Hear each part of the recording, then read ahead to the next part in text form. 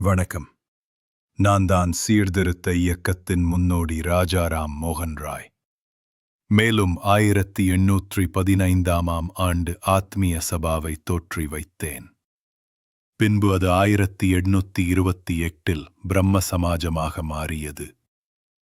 முக்கியமாக சாதிய பாகுபாடு மற்றும் உருவ வழிபாட்டை எதிர்த்த நான் ஆகஸ்ட் 20ஆம் நாளன்று சாதிய சமய வேறுபாடு இல்லாத மற்றும் உருவ வழிபாடு அற்ற ஒரு கோவிலை கல்கத்தாவில் கட்டியது எனது சாதனைகளில் முக்கியமான ஒன்றாகும்.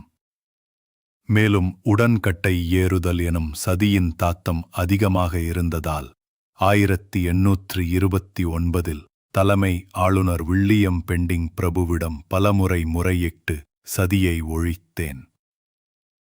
மேலும் நான் எழுதிய நூல்கள் இயேசுநாதரின் கட்டளை மற்றும் 1820இல் எழுதிய அமைதிக்கும் ஆனந்தத்திற்கும் வழிகாட்டி ஆகிய நூல்களாகும். மேலும் வங்க மொழியில் நான் நடத்திய வாரப்பத்திரிகையின் பெயர் சம்பவத் கௌமுகி மற்றும் பாரசீக மொழியில் நான் நடத்திய வாரப்பத்திரிகையின் பெயர் மிராத் உல் அக்பர் என்பதாகும்.